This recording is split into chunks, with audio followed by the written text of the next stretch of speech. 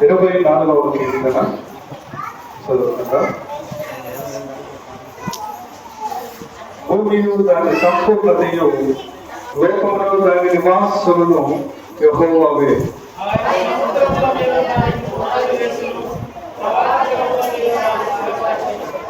యెహోవా పర్వతమును ఎక్కదగిన వాడెవడు? ఆయన పరిశుద్ధ స్థలములో నిలవదగిన వాడెవడు?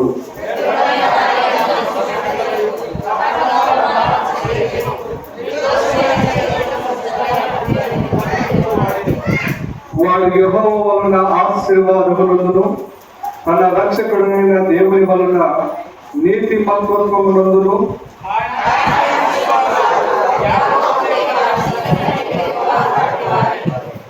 గుమ్మముల మీ తలలు పైకెత్తుకోండి, మహిమ గల రాజు ప్రవేశించినట్లు పురాతనమైన తలుపులారా మిమ్మలను లేవనెత్తుకొనుడి.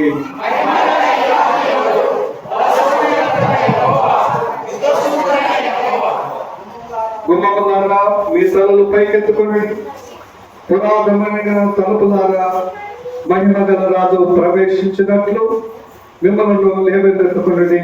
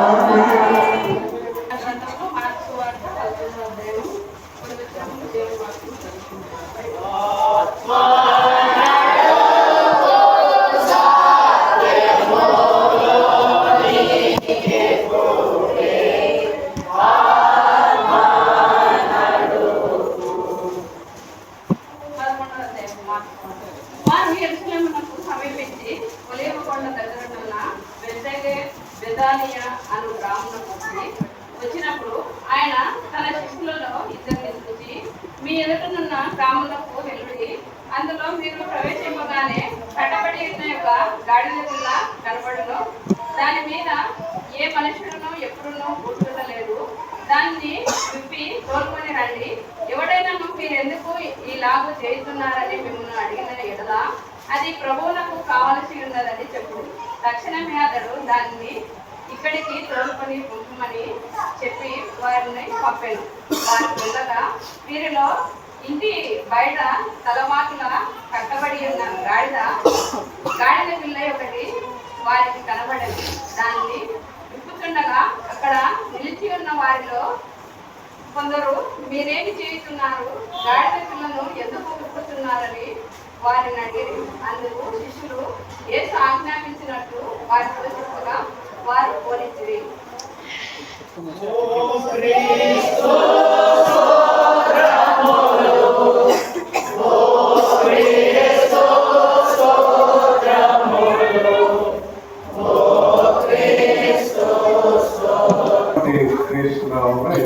దేవుడు మనందరినీ నడిపించినటువంటి రీతిని బట్టి దేవునికి మొట్టమొదటిగా తెలియజేస్తుంటున్నా. మరి ఈ యొక్క ఆదివారం దినమున ఉదయకాలమున మనమందరినీ దేవుని యొక్క మందిరములోనికి నడిపించినటువంటి దేవునికి పేరిట మిమ్మల్ందరినీ కూడా క్రీస్తు నామమునందు ప్రేమతోనూ వందనములతో ఆహ్వానిస్తూ ఉంటున్నాం. మరి చదవబడినటువంటి లేఖన భాగంలో మనం పరిశీలన చేస్తే, మరి ఈ దినమునందు మనకి ఇవ్వబడినటువంటి లేఖన భాగములను మరి ఈ దినమునందు మనం ఆచరిస్తూ ఉన్నటువంటి మరి పద్ధతిని మనం కొద్ది నిమిషాలు దేవుని యొక్క ధ్యానంలోనికి మనం వెళ్దాం. మరి ఈ దినమునందు మనకు ఏం జరుపుకుంటా ఉన్నాం? ఏ ఆరాధన జరుపుకుంటామో మసాల పామ్ సండేగా జరుపుకుంటాను. అయితే మరి ప్రభు అయినటువంటి యేసుక్రీస్తు ప్రభుల వారు యెరూషలేములోనికి జయప్రవేశము చేస్తూ ఉన్నప్పుడు మరి ప్రజలందరూ కూడా ఏం చేస్తున్నారు? మనం వీధులంపటి మట్టలు పట్టుకుని తిరిగినాము కదా, అలాగనే మరి యెరూషలేములోనికి యేసుక్రీస్తు ప్రభుల వారు వచ్చినప్పుడు ప్రజలందరూ కూడా మరి ఏం చేస్తున్నారంటే హోసన్నా హోసన్నా జయం. మరి హోసన్నా అనేటువంటి మాటకి ఏంటి మరి సేవ్ నౌ అనేటువంటి మాట పలుకుతూ ఉన్నారు వాళ్ళు. ఇప్పుడే రక్షించు, నీకు జయము, మమ్మల్ని రక్షించుమని మరి యేసుక్రీస్తు ప్రభుల వారిని వేడుకొనటము మనం చూస్తాం. మరి ఇది మొదటిసారి యెరూషలేములోనికి యేసుక్రీస్తు పోవటం అనేటువంటిది. ఇంతకు మునుపు అనేక సార్లు ఆయన వెళ్ళినప్పటికీ ఇలాంటి ఘనత, ఇలాంటి యొక్క మరి రాజుగా చూసినటువంటి విధానము మరి మనం ఎప్పుడు కూడా చూడలేం. మరి ప్రభు అయినటువంటి యేసుక్రీస్తు ప్రభుల వారు చివరిసారిగా అదే ఇంకా ఆయన యెరూషలేములోనికి వెళ్ళటముగా ఎప్పుడు కూడా ఆయన వెళ్ళలేడు కూడా. ఎందుకంటే ఆయన మరణానికి సిద్ధమైతున్నాడు, ఆయన ప్రాణము పెట్టడానికి సిద్ధమైతున్నాడు, పాపలను రక్షించడానికి సిద్ధమైతున్నాడు. ఇంకా ఇప్పటి నుండి ఈ దినం నుండి మరలా వచ్చేటువంటి శుక్రవారం వరకు దాన్ని ఏమని పిలుస్తామంటే హోలీ వీక్ అంటాం. పరిశుద్ధమైనటువంటి పరిశుద్ధ వారం అని పిలుస్తారు. మరి ఈ యొక్క క్రియలన్నిటినీ దేవుడు ఏ విధంగా చేసినాడంటే పరిశుద్ధముగా చేసినాడు. పాపములను రక్షించినాడు. వారి యొక్క పాపము నుండి వాళ్ళందుకే హోసన్నా మమ్మల్ని రక్షించుము, మేము తెలిసి చేసినా తెలియక చేసినా మా పాపములన్నిటినీ ఈ దినమునందు కడిగి వేసి మమ్మల్ని జ్ఞాపకము చేసుకో అని వాళ్ళు పలకటము మనం చూస్తూ ఉంటున్నాం. మరి ఈ విషయాలు మరి ఎక్కడ పలుకుతారంటే పాత నిబంధన గ్రంథంలో మరి స్త్రీలు చాలా మంది మరి అడుగుతూ ఉంటారు. రాజు విజయం నుండి వచ్చిన తర్వాత వారికి ఏమేమి కావాలో మరి అడుగుతారు. వాళ్ళు అడిగినప్పుడు వాటిని దయచేసేటువంటి రాజుగా ఉంటాడు. రాజులు మరి ఏ విధంగా దేని మీద వస్తారట? దేని మీద వస్తారు? వాళ్ళు విజయము సమకూర్చుకొనిన తర్వాత, విజయము పొందుకొనిన తర్వాత వాళ్ళు గుర్రం మీద మరి వస్తారు. అయితే మన రాజు ఏ విధంగా వస్తున్నాడు? దేని మీద వస్తున్నాడు? గాడిద మీద వస్తున్నాడు. ఆయన దేనికి ఆ సాదృశ్యాన్ని చూపించినాడంటే దేనికి? అనుకూల కోసము, మరి హెచ్చుగా మనము ఉండకూడదు, తగ్గింపు స్వభావాన్ని కలిగి ఉండాలి. మరి ఆ విధంగా అనుకుని ఆయన మరి లోకానికి రావటము మనం చూస్తాం. మరి సమయంలో 2వ గ్రంథము 14వ అధ్యాయము 4వ వచనం చదవండి. కాగా యెహోవా ఊరే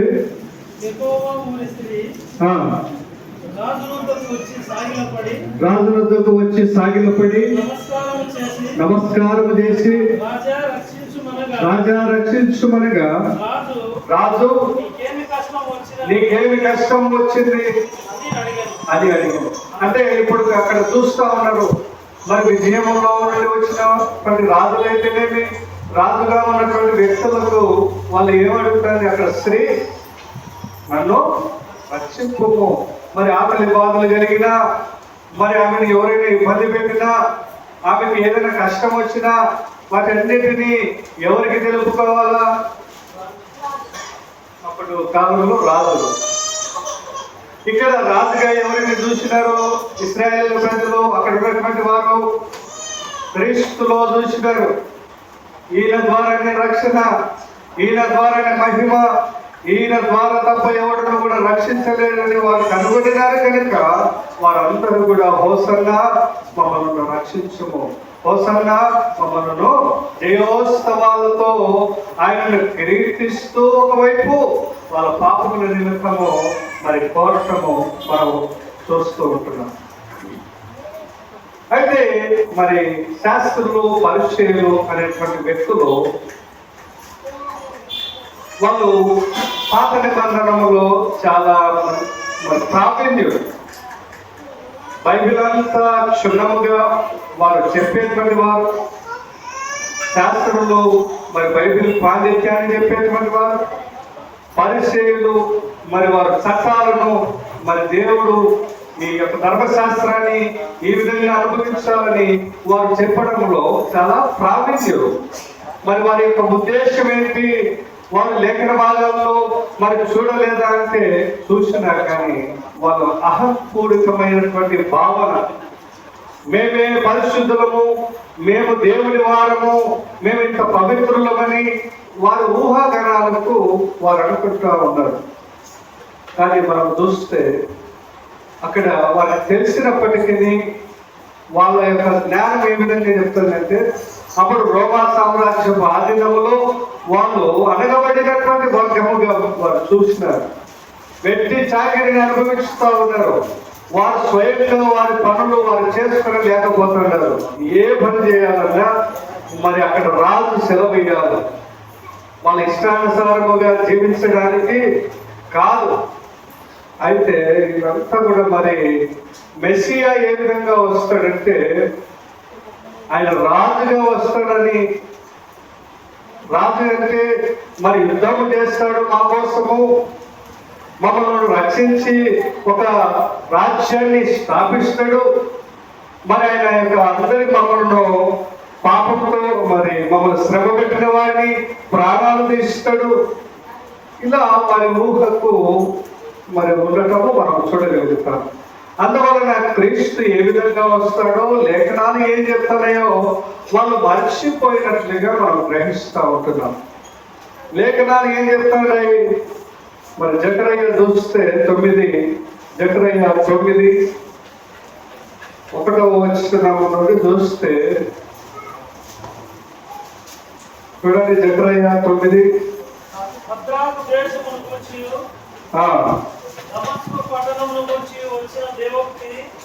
దమస్కు పట్టణమును గూర్చిన దేవోక్తి యెహోవా సర్వ నరులను ఇశ్రాయేలు గోత్రపు వారందరినీ లక్ష్యపెట్టువాడు కనుక దాని సరిహద్దులను ఆదుకుని ఉన్న అమాదును గురించి 9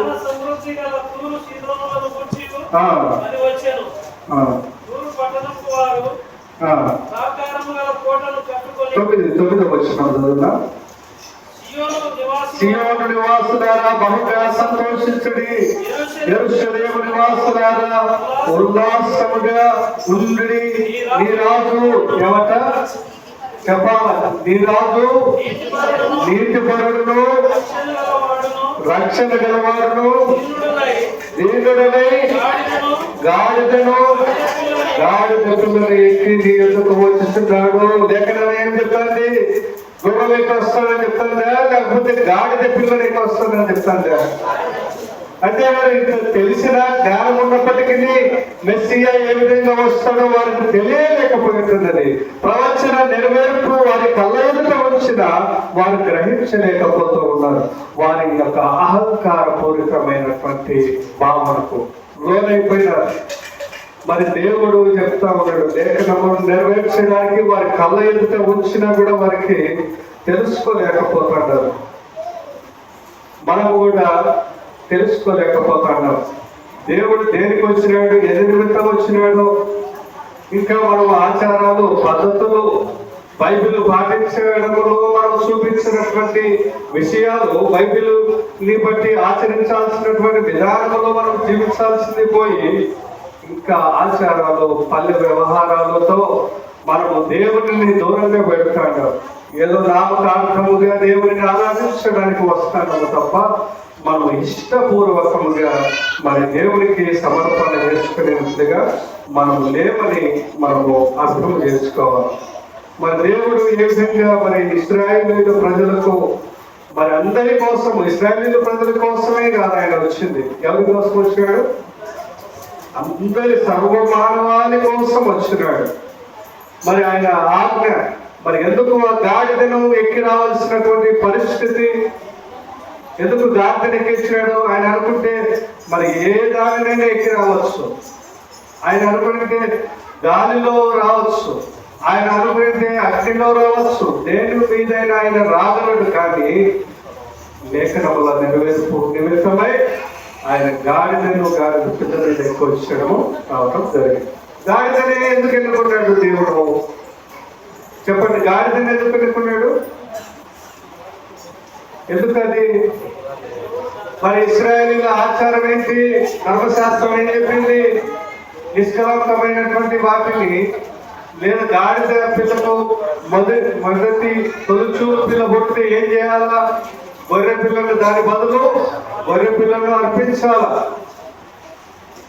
మరి ఆ యొక్క గొర్రె పిల్ల బదులు ఎవరు అర్పిస్తున్నాడు? గాడిద బదులు ఎవరు పూనుకున్నాడు?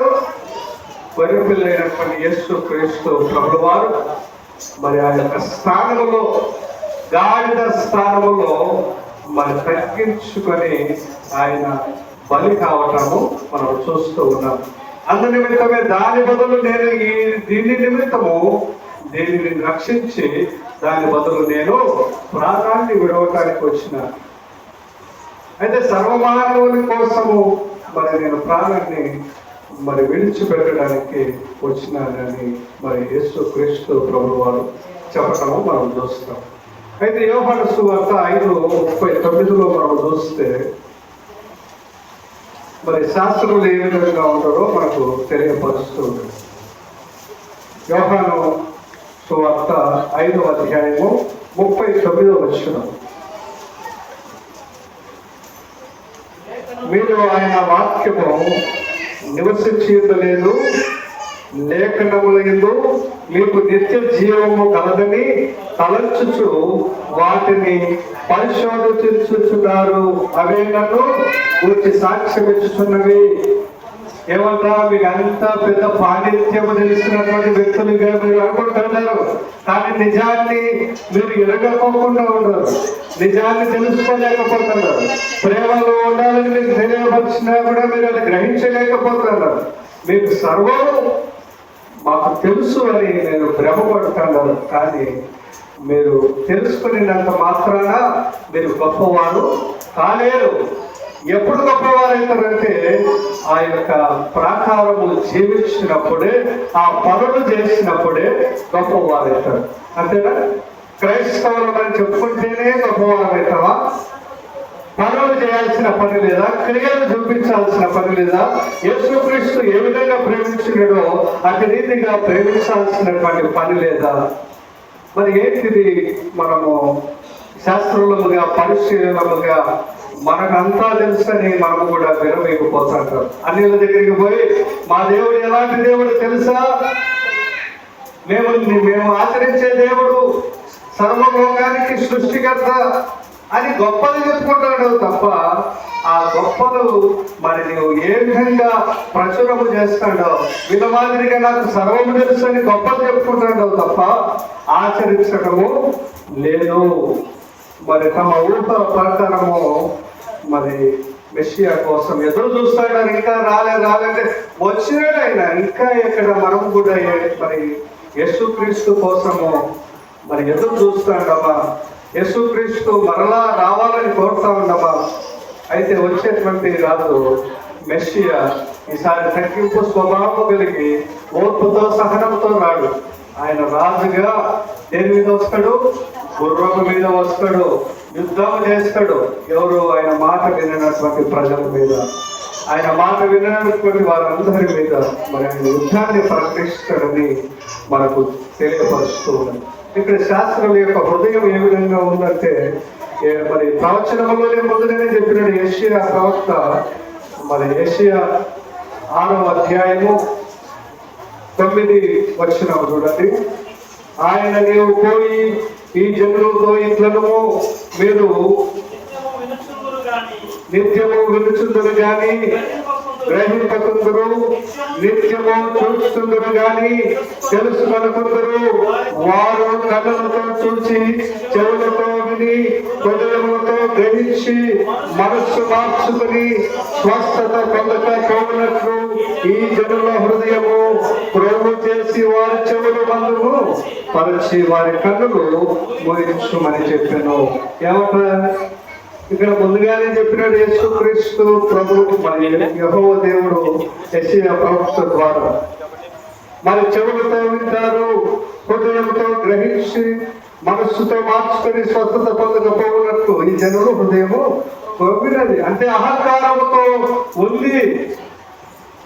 వీళ్ళకు నేను వచ్చినది తెలుసుకోకుండా ఆయనకు ఒక గుణాలు పెట్టి, అంటే ఏంటి, రాజంటే ఈ విధంగా ఉండాలా, మాకు యుద్ధాలు జరిగించాలా, రక్తపాతాలు జరిగించాలా, మమ్మల్ని ప్రత్యేకమైనటువంటి స్థలంలో ఉంచాలా, మాకు అన్ని కావలసినటువంటి వాటిని అన్నిటినీ రాజు చేయగలగాలని వాళ్ళంతా అనుకున్నారు.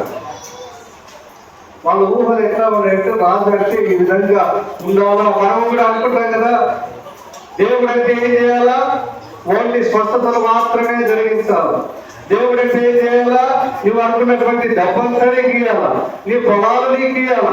కానీ తెలుసుకోలేనిది ఏంటంటే దేవుడికి ఒక గుణాలు లేదు, నువ్వు సృష్టిస్తా ఉన్నావు. కానీ దేవుడు నీ యొక్క గుణాలు ఏ విధంగా ఉండాలన్నావు, మరి దేవుడికి తలంచుతా ఉన్నావా?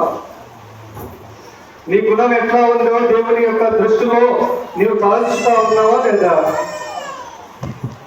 దేవుని గుణగణాలు నీవు ఈ విధంగా ఉండాలని, నరమాత్రుడివే నీవు దేవుడు ఇట్లా ఉండాలని కోరితే, మరి దేవుడు నిన్ను సృష్టించి నీవు ఈ విధంగా జీవించు, ప్రేమించు అని చెప్పితే లెక్క చేయకోకుండా మనము దేవుని అహంకారపూరితమైనటువంటి ప్రోగినటువంటి హృదయాలుగా మనము మార్చబడుతూ ఉన్నాం. ఇకనైనా మనం తెలుసుకొని మెస్సియా అయినటువంటి హోసనను మనం రక్షణ మార్గంలో నడిపించాలా. తెలుసు అది ఎట్లా కూడా క్రీస్తు కోసం మనం అంతా తెలుసు. క్రీస్తు ఏ విధంగా జీవించినాడో, జీవించినప్పుడే నీవు అంతా తెలుసని మరి గ్రహించాలి. ఇంకా మనం చూస్తే మరి ఈ యొక్క విషయాలను మనము అంతటినీ కూడా జ్ఞాపకం చేసుకోవాలి. శాస్త్రంలో పరీక్షలు మాదిరిగానే ఇంకా ఆలోచన చేస్తా ఉన్నామా? ఇప్పటికీ వాళ్ళు ఏ విధంగా ఆలోచన చేస్తారంటే మెస్సియా వస్తాడు వస్తాడు అని ఎదురు చూస్తాడు, ఇంకా రాగని వాళ్ళు తెలుసుకోలేకపోతాడు. ఆయన యేసుక్రీస్తు ప్రభుల వారు వచ్చినాడు, లేఖనాలను నెరవేర్చినాడు, ఆయన మరలా తిరిగి తండ్రి స్థానంలోనికి వెళ్ళాడని వారు గ్రహించలేకపోతూ ఉంటున్నారు. మనము కూడా గ్రహించలేకపోతూ ఉంటున్నామేమో. దేవుడు అంటే ఇట్లా ఉండాలా, దేవుడు ఈ క్రియలు చేయాలని నువ్వు ఊహలతో మరి ఉంటున్నావేమో. దేవుడు ఏం చేయాలో ఏం చేయకూడదో సమస్తమును ఆయన ఎరిగిన వాడు కనుక మనం ఆయన చిత్తానుసారముగా మనం జీవించబడడానికి హోసన్న జయం అనేటువంటి నినాదముతో మనం ఈ దినము మన ప్రార్థనలతో మన భయభక్తులతో మనం రక్షణలోనికి నడిపించబడాలి. అటువంటి దేవుని యొక్క దయ, అటువంటి దేవుని యొక్క కృప మనందరికీ తోడైంది నడిపించును గాక. ఆమేన్. ఇప్పటికీ కూడా యూదా వారికి చర్చి లేదు. సొలొమోను కట్టించినటువంటి చర్చి మరి కాలానుగుణముగా యుద్ధంలో నశించిపోయిన ఇప్పటికి యెరూషలేములో చర్చి లేదు. వారికి ఒక్క గోడ మాత్రమే మిగిలింది. ఆ గోడకు పోయి ఇంకా మెస్సియా రాలేదని మరి తలలు కొట్టుకొని ప్రార్థన చేస్తూ ఉంటారు. ఇంకా గ్రహించలేనటువంటి హృదయాలు ఎంతమందికి ఉన్నాయో ఇకనైనా మారు మనసు పొందవలసిందిగా మనం మరి క్రీస్తు వెనుక మనం చేస్తూ ఉంటున్నాం. అందరం లేచి నిలబడి మన కానుకలను దేవునికి సమర్పణ చేసుకుందాం.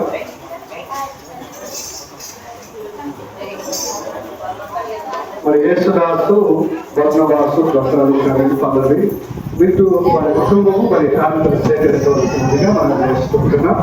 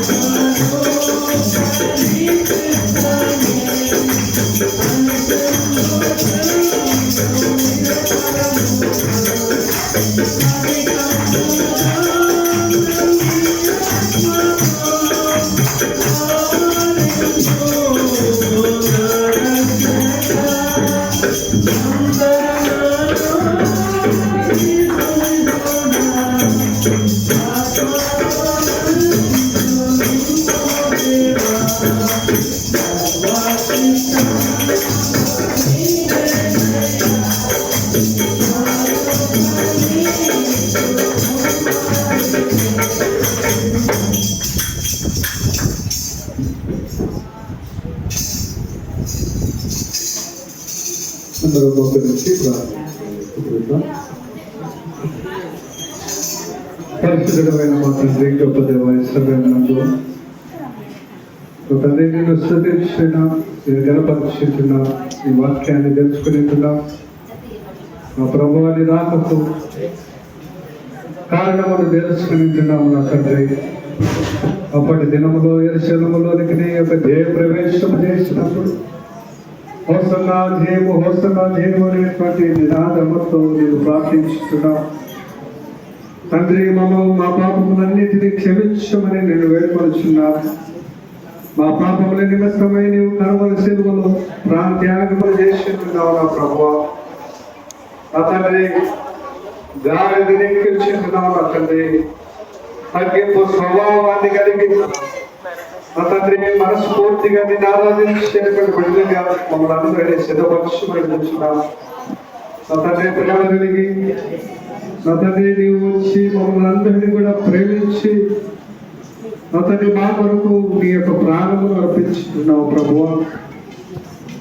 నా తండ్రి నీవెన్నో శ్రమలు అనుభవించి ఈ లోకంలోనూ పడినటువంటి స్థితిని మేము ధ్యానం చేసుకుంటున్నాం. నా తండ్రి నీ రక్షణ ఆనందంలోనికి మమ్మల్ని అందరినీ కూడా నడిపించమని వచ్చున్నాము. నా తండ్రి ఈ దినమే ఈ క్షణమే మేమేవైతే పాపములు చేస్తున్నామో, తప్పులు చేస్తున్నామో వాటిని అన్నిటిని క్షమించి నీకు జయమును కలిగించేటువంటి వారముగా, నీకు మహిమ కలిగేటువంటి ప్రియమైనటువంటి కుటుంబముగా మమ్మల్ని చేర్చుకొని వచ్చున్నాం. ప్రతి ఒక్క బిడ్డ కూడా ప్రభు నీ యొక్క వాక్యాన్ని తెలుసుకొని నీకు వాక్యానికి అనుగుణంగా నడుచుకోవడానికి మీరు కృపను అనుగ్రహించండి ప్రభువా. ప్రేమలోను ఐక్యతలోను సంఘమును నడిపించమని వచ్చినాం. నా తండ్రి సంఘంలో ఉన్నటువంటి బిడ్డలందరినీ కూడా దీవించండి, ఆశీర్వదించండి. వృద్ధాప్యంలో ఉన్న వారికి మంచి ఆరోగ్యం కూడా దయచేయండి. నా తండ్రి చదువుతున్నటువంటి బిడ్డలకు మంచి జ్ఞానం అందించండి నా ప్రభువా. ఎగ్జామ్లు రాసుకున్నటువంటి వారికి మంచి జ్ఞానంతో ప్రభువా వారి ఎగ్జామ్లు రాయగలిగేటువంటి కృపను అనుగ్రహించండి నా ప్రభువా. ఉద్యోగాల కోసం ఎదురు చూస్తున్నటువంటి బిడ్డలను మంచి ఉద్యోగాల్లో జరిపించండి నా తండ్రి. ప్రమోషన్ అనుగ్రహించండి ప్రభువా. మంచిగా నా తండ్రి వారి యొక్క కుటుంబాలకు దీవెనకరముగా నడిపించమని అడుగుతున్నాం. అలాగే నా తండ్రి చంద్ర బిడ్డలను నా తండ్రి వారు పెట్టే క్రమంలో తల్లిదండ్రులకు మంచి ఆరోగ్యము మంచి జ్ఞానము దయచేయండి ప్రభువా. ఆర్థిక సహాయము ప్రతి కుటుంబానికి అందించండి ప్రభువా. ఏదైతే అనారోగ్యములతో బాధపడుతున్నారో వారందరినీ కూడా మీరు ముట్టి స్వస్థత పరచుకుంటున్నాం. నా తండ్రి హోసనానికి జయమనేటువంటి కీర్తనలు మేము పాడుతున్నాము నా తండ్రి. మా హృదయంలో మీకు ఆహ్వానము చేస్తున్నాము నా తండ్రి. మేము కూడా హృదయం సమర్పణ కలిగి నా తండ్రి మా యొక్క శరీరాలను నీకు అప్పగిస్తున్నాము నా ప్రభువా. నీ ఏ విధంగా లోకంలో నడిపించబడాలో అతి రీతిగా మేము నడుచుకోవడానికి సిద్ధముగా ఉన్నాము నా తండ్రి.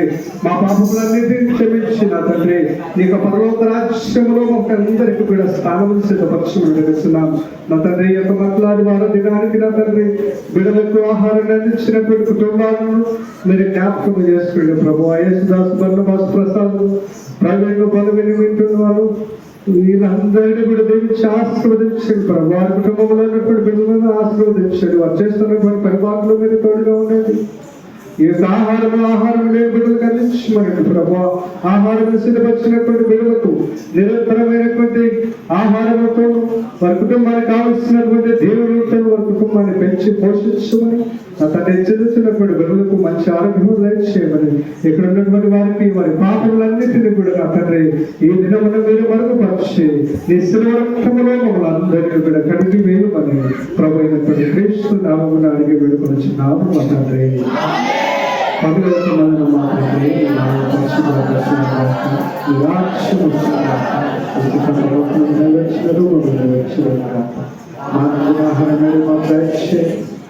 ప్రార్థన చేసిన వారు క్షమించిన ప్రకారం మా ప్రార్థన క్షమించు. చదువులే కాదు తెలంగాణ రాష్ట్రంలో శక్తి మహిమ ఉన్నాం తండ్రి. మన తండ్రి అయిన దేవుని ప్రభువు క్రీస్తు నుండి పరిశుద్ధాత్మ యొక్క సహవాసములు సకల దేవుడు ఇప్పుడు ఎల్లప్పుడూ మనకును మన కుటుంబాలకును కోసమైనటువంటి క్రీస్తు మనందరి యొక్క హృదయాలను శుద్ధపరిచి మన పాపములన్నిటిని కడిగి వేసి మన కుటుంబంలో నిత్యమైనటువంటి ఆరోగ్యమును దీవెనలను తోడైంది నడిపించుగాక. అందరికీ వందనములు. అందరూ